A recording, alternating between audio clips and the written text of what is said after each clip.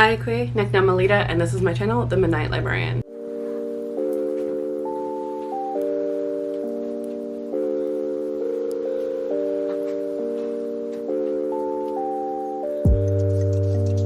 Today I will be talking about my best books of 2021. So if my voice is slightly different, it is because I'm still getting over COVID, actually.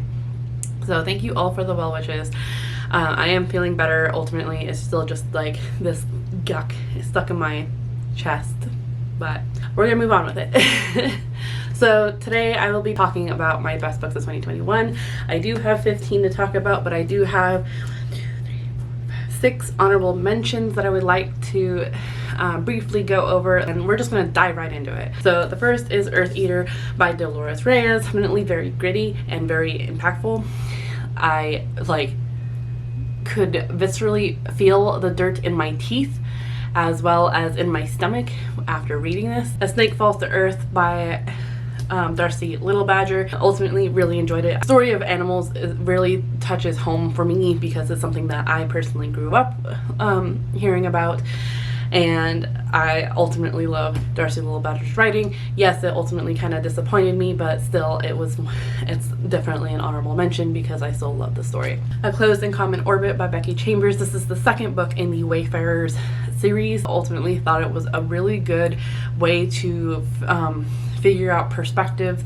I thought the story was impactful of the dual perspectives that we get from here, and ultimately really made me fall in love with Becky Chambers' writing, and I ultimately really just love the emotion that Becky Chambers is able to evoke from me for these characters. Next is Things in Jars. This one just surprised me. It's historical fiction, yet speculative fiction, almost borderline science fiction.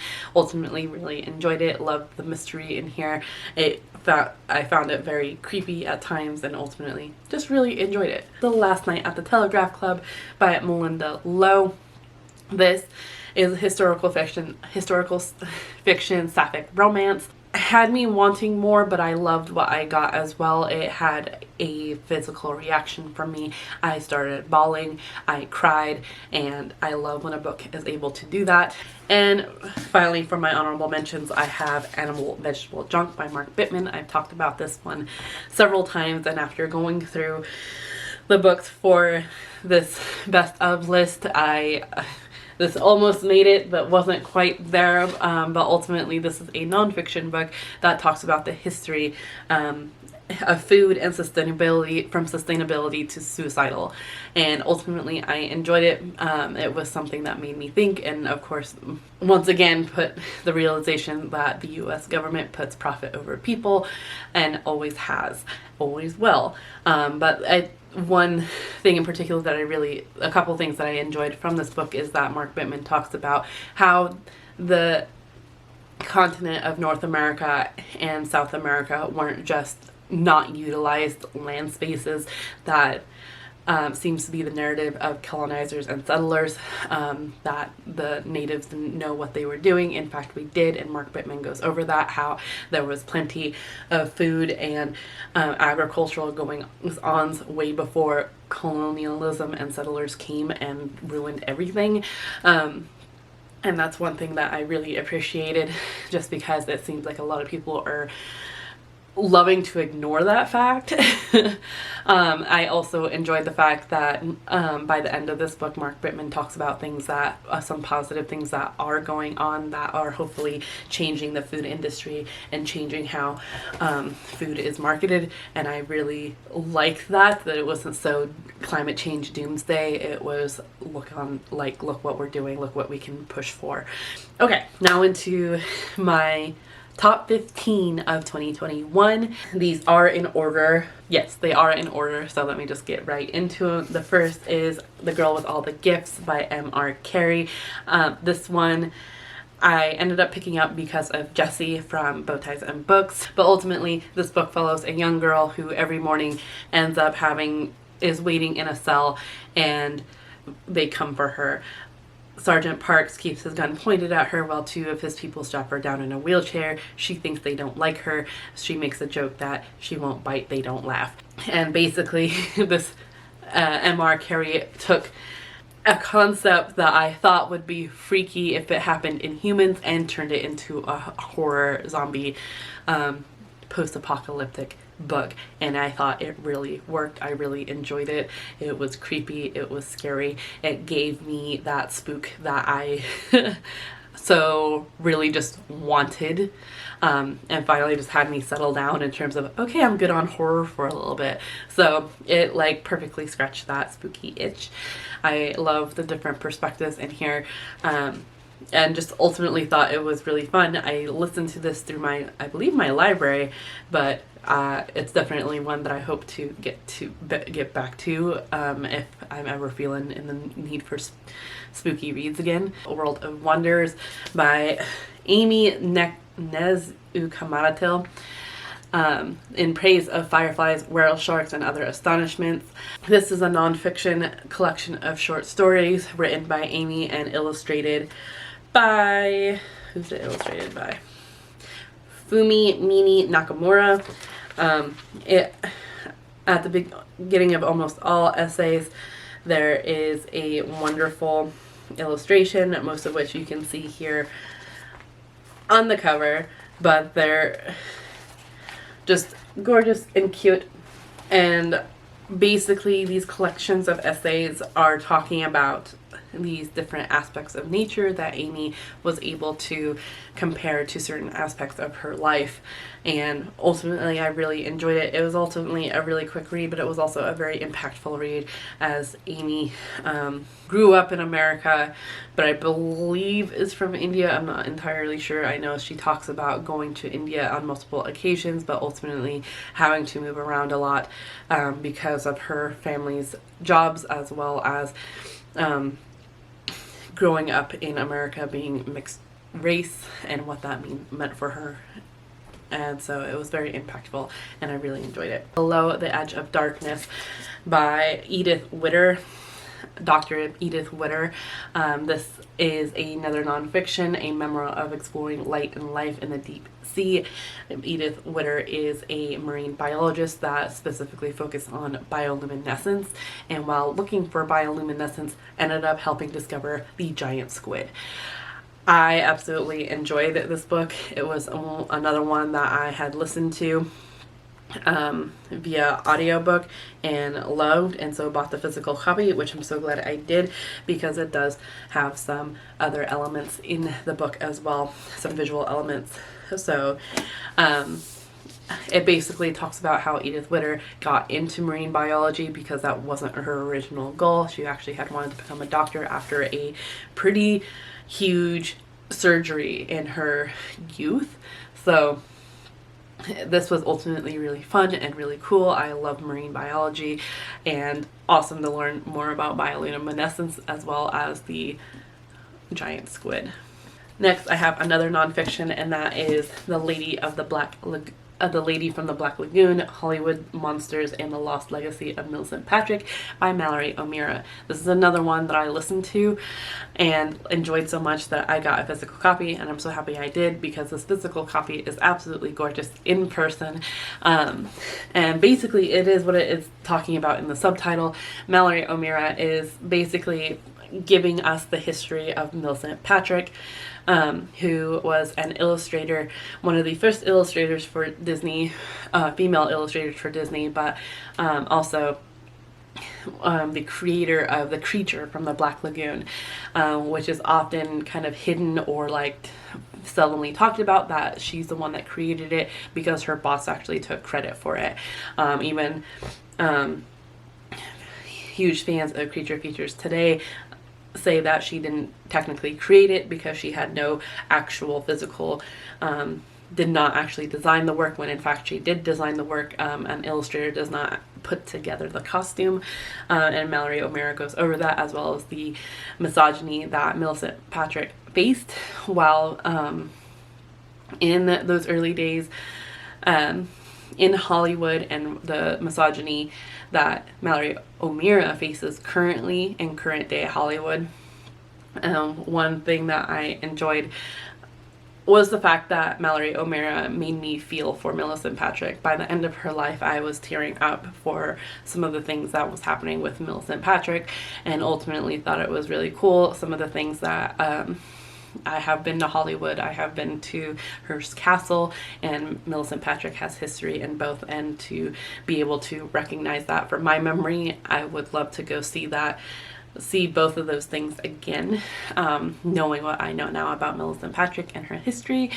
I also really enjoyed the fact that Mallory O'Meara, despite talking about the misogyny that her and Millicent Patrick have faced and continue to face in current day Hollywood, Mallory O'Meara also very like pointedly points out they are both women, but they are both white, and so it's not nearly as much discrimination that they would be facing had they been of color, of the LGBTQ community, or disabled. So it might seem repetitive throughout the book, but I ultimately really enjoyed it because it hits the nail on the head and makes it a point. So yeah, I really enjoyed Mallory O'Meara's writing. There's quite a few nonfictions in here because I read quite a few nonfictions, and some of them hit me harder actually than some fictions that I read. So is Dark Archives by Megan Rosenblum, a librarian's investigation into the science and history of books bound in human skin. This one was recommended through My Favorite Murder by Karen Kilgariff and Georgia Hardstark. They had recommended Dark Archives by Megan Rosenblum, who is, I believe, a librarian in a medical library down in Los Angeles, and she has partnered up with other researchers in trying to figure out how many books that claim to be made of human skin are actually made of human skin, and wrote a book about it, basically describing the history of why some books were bound in human skin. And it's so much more than I had ever expected. She goes into the medical gaze, history, as well as resurrectionist and anatomist and medical history, and it was just so much that I really enjoyed. And then to also get bits and pieces of her research and finding out which books were actually made of human skin, and like the rules behind some of those rules or laws behind some of that now. Looking at you, France. But like what that means, and ultimately like the consequences of that. So it was really interesting and really fun, particularly because I read this just before the spooky season, and with some of the books that were coming out that had to do with anatomists and resurrectionists, it was really fun to just kind of put the knowledge that I learned from here into going into the books that were coming out that had to deal with anatomists and resurrectionists. So this one was really fun. I still don't like the cover though. Of Flesh and Blood, Reflections on Infertility, Family Creating a Bountiful Life by N. West Moss. I just love the size of this book. Little pocket versions of books always just really appeal to me.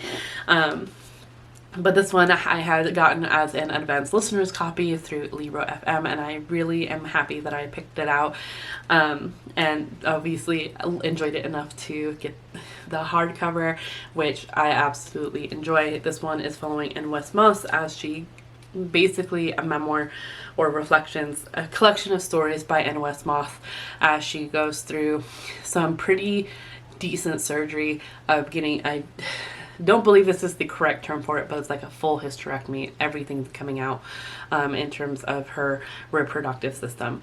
And it's her reflecting on what led up to the surgery, including infertility, what that meant for her, what that meant society thought that meant for her, unfortunately, as well as family and creating a bountiful life. So she talks a lot about the relationship she has with her family, with her mother, as her mother comes to her home to take care of her after her surgery, as well as her relationship with her grandmother as her grandmother was on her deathbed, her relationship with her father as he was slowly deteriorating, and as well as relationship with her husband. And all of those made me tear up because she has such a lovely relationship, and it just made me think of the relationships in my own life and how I value those and how I nurture them and ways to better nurture them. Ultimately, this was very emotionally impactful. I would say content warnings for infertility, as well as unneeded advice from society about infertility. Ring Shout by P. Degelet Clark. This one, we are following, I forgot her name. Oh, Maurice and a couple of her friends as they are hunting Ku Kluxes. In this historical, speculative science fiction, there is still Ku Klux Klans in 1915, but the movie The Birth of a Nation is casting a spell across America, making Ku Klux Klans actually demons.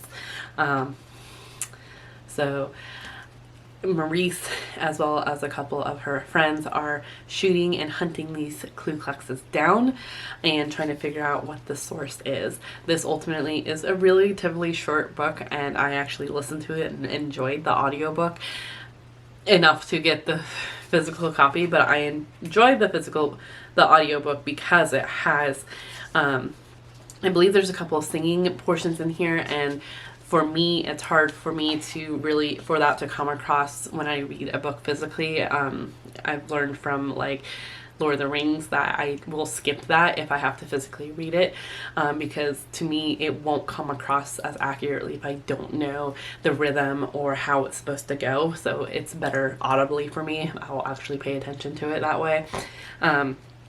This was ultimately really creepy and very heart-wrenching. I love the dynamics in here, and I don't see enough people talking about it. So yeah, it's ultimately was another really good spooky read. Speaking of Lord of the Rings, my next book is actually The Hobbit. This was a reread for me in 2021. The last time I don't remember the last time I read it, but I remember absolutely enjoying it. I have my little pocket version, but I did listen to this audibly through my library and ultimately really enjoyed it. It was narrated by Andy Serkis, who plays Gollum in the movies. The Hobbit itself, I think I enjoy it a bit more than Lord of the Rings, though I am slowly getting through the Lord of the Rings series. If you don't know what they are about, The Hobbit is actually the prequel children's book to the Lord of the Rings series, where we are following Bilbo Baggins, who is Frodo Baggins, our protagonist in Lord of the Rings, cousin. But in The Hobbit, we are following him in his youth as he's kind of nudged onto this adventure with 13 dwarves. Is it 12 dwarves and Gandalf, or 13 dwarves and Gandalf? Because I believe 13 is an unlucky number, and Bilbo makes 14. So the dwarves are hesitant of him. They don't believe Gandalf's word in terms of him being a thief. And so throughout the whole process of this adventure in trying to get the dwarves' mountain back, their home back, Bilbo has to kind of prove himself, and he proves himself above and beyond. So it's ultimately really fun. The movies are fun as well. When I first read it, I marked it as 5 stars. This time around it's 4.5 stars because there are some fatphobic mentions in here that was kind of grating on me. So, and that I didn't notice before. So yeah, it was still a fun read. Next, I have another nonfiction, and that is A Mind Spread Out on the Ground by Alicia Elliott. This one is a collection of essays by Alicia Elliott as she talks about growing up not only in Canada but the US as a mixed Indigenous person. So she is white as well as Indigenous, and is white passing, what that meant for her growing up as well as learning her culture. She also talks about the troubles of growing up with Canadian government towards and their views towards Indigenous people, as well as the United States government and their views against Indigenous people, as well as there's several different court cases. So this was really intense, particularly when she talks about growing up in a poorer family. There was a chapter in here talking about lice that I had a hard time going through. So just FYI. I want to reread this book because I listened to this via audio through Libro, and was traveling at the time, I feel like I didn't give my full 100% attention to it at the time, and just feel like it's one that's worth the reread, as well as worth being a like must read for everyone. As You Were by David Tremblay. This is one of the first books that I read in 2021. I still need to get a finished copy, as this is an ARC. I would love a finished copy, but I actually never noticed that this was blurred by Stephen Graham Jones. It says, "Sit down into the passenger seat and don't worry about the sound coming from under the hood, or that shutter in the front end, or the rust under your feet. Just let David Tremblay's voice carry you. He's got the wheel. He knows where this is going." Which, totally, yes, 100%. This David Tremblay is Indigenous, though he doesn't know much about it because his family is the product of boarding schools. And unfortunately, with that comes the cyclical trauma that has been learned from boarding schools. And it talks about that. So this is very heavy and I would look up content warnings before going into this. David Tremblay does a fantastic job writing in terms of writing about his trauma, and then was kind of sandwiching it between very dry humor chapters. It was to the point where I questioned if I should be laughing, but when repeating the chapters to my partner and having him laugh as well, I felt a little more okay with it. But I wouldn't necessarily recommend this whole book to my partner because he's working through his own stuff through his childhood. So yeah, I would hesitantly say pick this up. Definitely look up the content warnings. But basically, I 100% agree with Stephen Graham Jones's blurb, because it felt like I totally entrusted David Tremblay in just letting the story go where he wanted it to go, and it ultimately felt like I was listening to a family member tell their history, and it was impactful and heartbreaking, but at the same time it had its funny portions. I ultimately really enjoyed and loved this book. We are down to my final 5 of 2021, and we are going with Sleeping Giants by Sylvan Nouvelle. I have a whole vlog about reading this series, but this one in particular I really enjoyed. The series as a whole was an average of 4 stars, but this one I believe I rated it 5 stars. This book took me forever to actually get to. I remember it being popular when they first came out. I believe I had got this when it first came out, but then like didn't pick it up until this 2021. But basically following a young woman, Rose Franklin, who is a lead scientist in figuring out what this thing is that she actually ended up falling into when she was a child. So she fell into a hole and landed on a gigantic hand. Years later, she is a physicist, and she is hired to become the top scientist in terms of creating a research team to find more parts of it, figure out how it works, and figure out where it came from. This is a interview style format, as well as recordings of other mediums,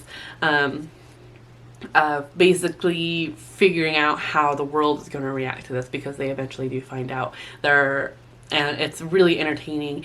The last bit of this had me motivated to finish the rest of the series.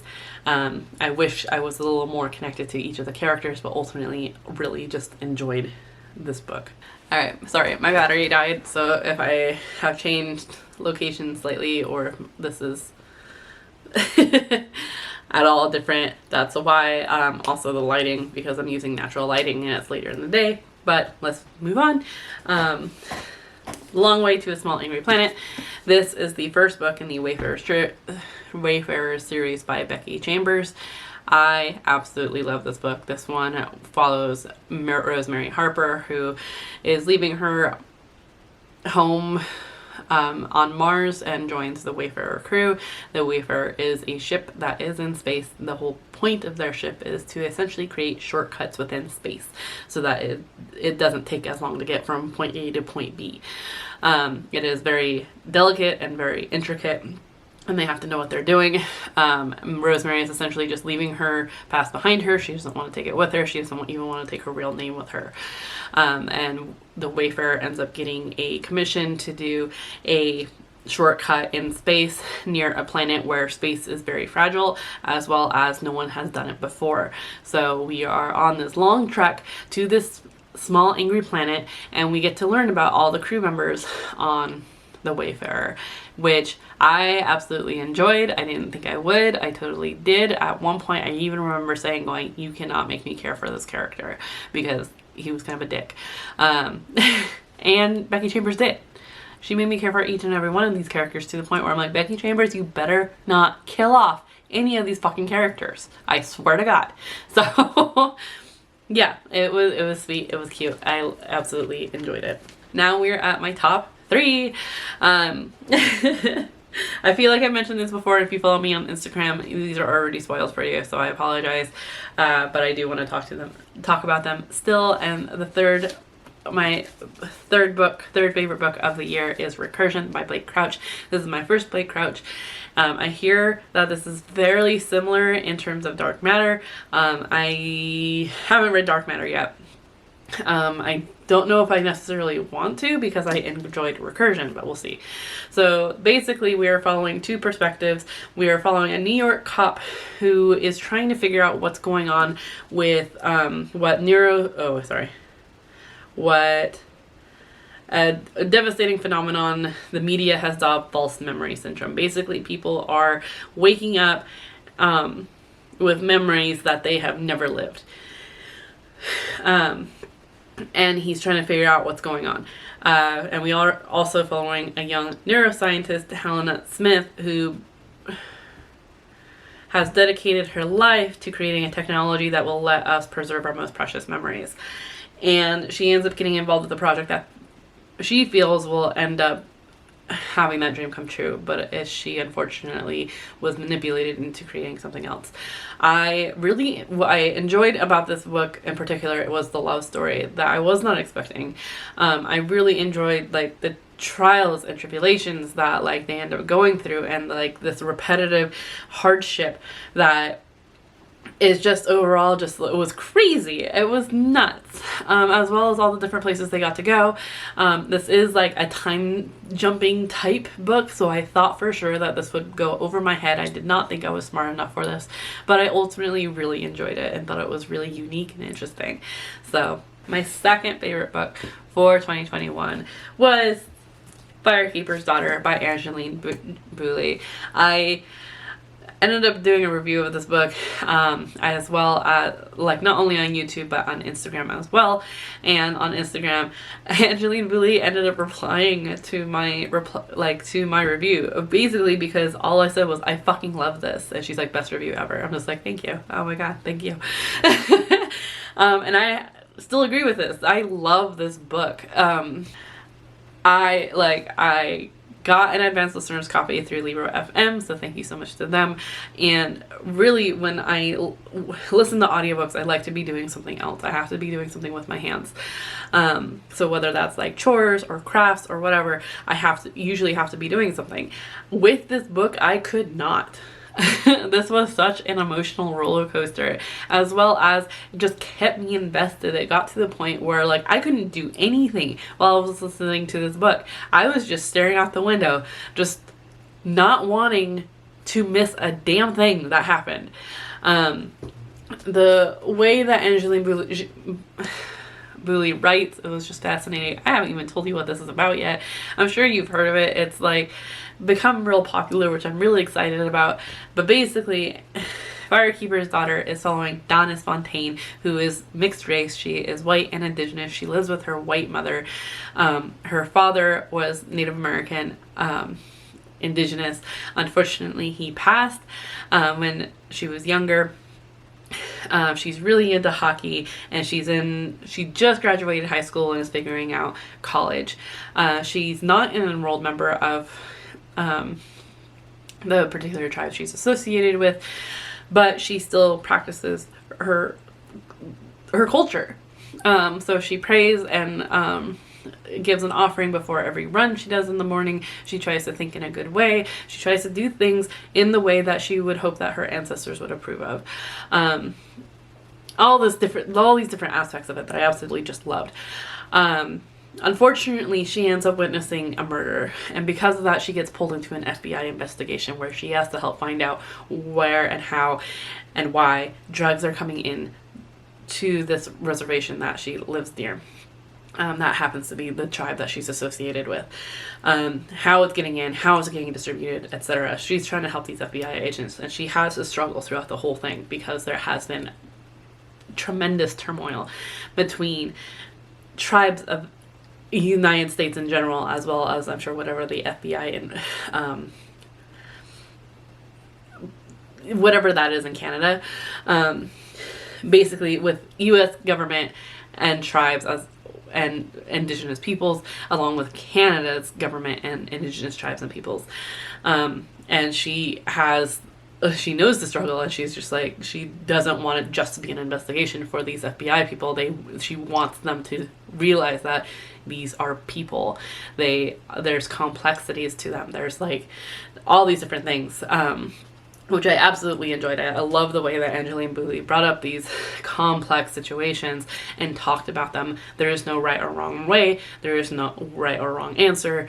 Just the different like complexities that it is to be Indigenous within the United States, which I absolutely love. And not to mention like just being Indigenous not only in the United States but on a territory that was traditionally not hindered by Canadian and US border systems, but crosses both that boundary.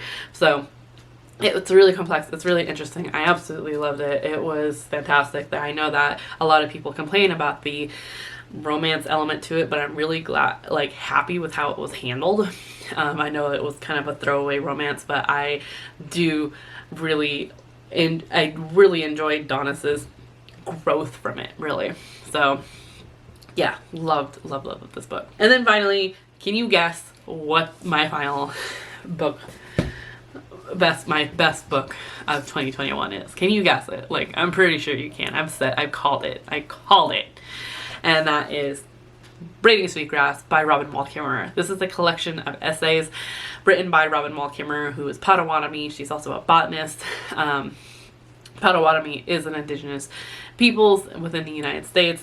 I'm not exactly sure where, but basically this is a nonfiction collection of essays written by not only Robin Wall Kimmerer, but also her daughters as well. And basically it's talking about Robin Wall Kimmerer growing up with her cultural knowledge and having these certain questions that she wanted to ask in terms of like botanical questions of just like, why is this one this color? Why, like all these different questions. And when she finally ends up getting into botany in college, these scientists ends up going, that's not science. And basically reshape the way she thinks about scientific questions, and that's how she goes into botany. Only to realize that she was brainwashed, and that now she is combining her cultural knowledge with her botanical experience, which is absolutely fantastic. I absolutely love these. These are like essays of personal experiences as well as research methods. And as I have been a huge fan of botany, despite failing it twice in college. I love plants. I love figuring them out. So this came to me at just the right time. It was during a time when it felt like everyone was ignoring all the issues that were coming up for Indigenous people in terms of Canada finding unmarked graves of children at their residential schools. The fact that people didn't understand that residential schools didn't just end in Canada. We have them in the United States as well. They're just called boarding schools.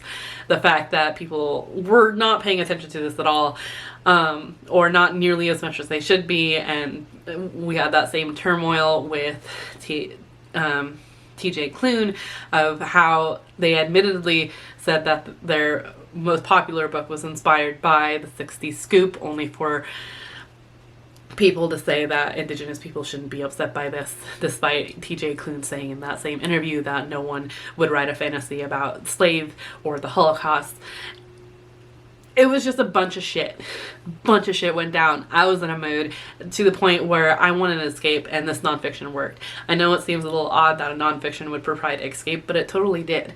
Robin Wall Kimmerer was that auntie that I needed advice from. She gave me a big hug, patted my head, and said, yes, the world is fucked up, and this is how you fix it. She talks about reciprocity, of how to balance the land, what we take from it, as well as what we can give to it. And that is exactly what I needed. So, none of this like happily ever after bullshit. None of this like, oh, you know, everything's gonna be fine. It was a reality check of, yes, the world is fucked up, but here's how you can fix it. This needs to be required reading for everybody. I feel like read this. I have had such a wonderful time with people commenting on not only my YouTube channel but my Instagram as well, going, I read this because of you, and it makes my heart just so warm and whole, and I thank each and every one of you who are giving this a chance. So yeah. I also thank Neil Yalsey for gifting me this wonderful Milkweed hardcover version of this book. This book has been published and out for a while. Milkweed had reprinted this particular version in 2021, and it's so beautiful. I absolutely love it. I even got the chance to listen to Robin Wall Kimmerer speak on my university turning into a polytech, because they are definitely trying to make a push for poly-TEK, which is traditional ecological knowledge, which we're hesitant about, to say the least. Colleges are pretty typically just another form of colonization, and it's real iffy work. It's real iffy work. So I loved hearing Robin Wall Kimmerer. I definitely fangirled when she was talking to members of my community, as well as my college community that I knew that got to talk to her. I was texting him during the whole time during the discussion going, oh my god, you're talking to Robin Wall Kimmerer. So I also have another book of hers that would have been on this list, but really this one just kind of takes the cake, but that is Gathering Moss. And essentially it's if you took Gathering Moss is essentially if you took a chapter out of this book and just had her expand on it. On moss in particular, it's more of cultural knowledge and experiences mixed with research methods, and I absolutely loved it. It was a little more science heavy than I was expecting, so a lot more of it kind of went over my head, but this one in particular I really enjoyed. And not to say that Gathering Moss isn't great, it is. I still loved it. It was still very visceral and full of imagery. Like I could smell the wet moss that she was laying under, the wet wood that she was taking cover under while it, like, being drenched by rain. Yeah. I definitely want to get my hands on anything and everything that Robin Wall Kimmerer has written. Unfortunately, at this point, these Gathering Moss and Braiding Sweetgrass is the only solo books that she has put out herself. Everything else is kind of collaborations, which is fine. I just want more of these. So yeah, so those are my best of 2021 books. If you have read any of these, please let me know your comments down in, let me know your thoughts about them down in the comments down below. I didn't say it before, but just because some of them were honorable mentions as opposed to in my top 15 doesn't make them any less important. And they just didn't hit me as much as I had wanted them to, or like they hit me in a good way, but like there were still some elements that I had wanted to get from them as well. So I'm excited to see what 2022 brings. Yeah, and if you're interested in picking any of these up, like I want to know your thoughts. I love hearing your thoughts, so please in the comments down below let me know. Otherwise, if you made it this far, I'm sorry for the length. I definitely tried to try to like breeze through these as quickly as I could, especially with a dying battery. But yeah, if you made it this far, please be sure to give this video a thumbs up. Subscribe if you have yet to do so already. Hit the little bell icon to get notified when I post more content. I hope that you are in the mental mindset to enjoy your reading, and I will see you again in another video very soon. Ciao!